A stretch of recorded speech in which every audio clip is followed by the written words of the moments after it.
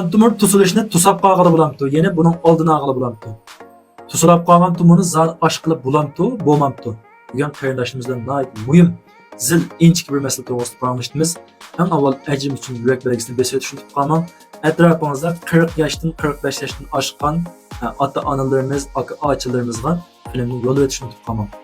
Yana mayli siz shahardan bo'lang, mayli yezidan bo'lang, hammamizning oldin o'tib boqqan bo'lishi mumkin, ko'p boqqan bo'lishimiz mumkin.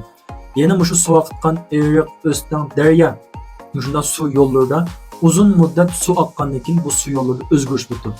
Ya bunun tigiga lay o'naydi, ya shakli o'zgarib, agirligi bo'lib qoldi, ya bu buzilib qoldi, ya shu suv bu yerga besim bilan tushib, buni buzg'unchilik uchiribdi, cho'lib ketdi. Qisqasi mushu bizning uyimizga suv ketgan, mushu turbuninki güvenzilerimiz bunu zavoddan nayta sipta siliq holatda ishlaydi. Buni quyib turgan sunima, suv shirkatini necha qator tozalab, süzüp, onun için koyup durdu. Muşunda pakiz alettima, neç 10 yıl su aksa, şu güvenziler bazı yerler elip ketken, bazı yerler tuslap kalgan, bazı yerler lay onu ağan, buzlup ketken müdafaa şeklinde kaldı. Muşunun okşaş, bizim kan tumullarımız var, böyle kan akıttan böyle nokaç güvenziga okşaydı. Buluma 20-30 yıl, 40-50 yıl bizge hizmet kıldı, işledi bu yerden su aktı, yani kan aktı, bulunup tuslaş görülüptü, bozgunçuluk uçuş görülüptü, yerleş görülüptü, tar yerleş görülüptü, şekilde özgürüş görülüptü. Yine kan tumu tusulaştığını saklangılı olmaydı. Bazılarımızınki 40 yaşta tusulaşı mümkün, bazılarımızın 50 yaşta tusulaşı mümkün, lakin çokum tusuladı.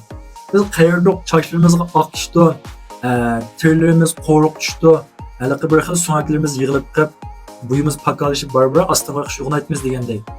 Бұшының оқшар, біздің тумуларымыздың қайыты, бұның қорық түшкендей, тарiyatı, тұсылуатı. Әмді пәкәт bu yerdə тұсылаш дәрежесі və біздің yeşimizdə оқшымаслық var. Bəzilərimizдің 45-50 yaş kişi tazı körnərlik tumul тұсылашını his qılıb olmaslığımız mümkün. Bəzilərimiz 40 yaşlı tumulu tuslab, diyək küçüb qalğan buluşumuz mümkün, diyək sağğan buluşumuz mümkün, doğru istimal qalğan buluşumuz mümkün. Bu yerdə niməyə diqqət qıtmız? Yəni, bizdən yemək içməklərimiz, turmuş adətlərimizdən bivasitə zic münasibətli. Tumul tusulaşdın saqlanğılı olmaydı, lakin yemək içmək turmuşumuzda diqqət qıb, bunu keyiniga sürgülü budu, tusulaşdınki vaxtını astılaq qılı budu. Yəni, hazırki yemək içməklərimiz bütün qorumuluşub getdi. Göçleşip gitti, yaş kasımız göçsüz tamak yemeğimiz.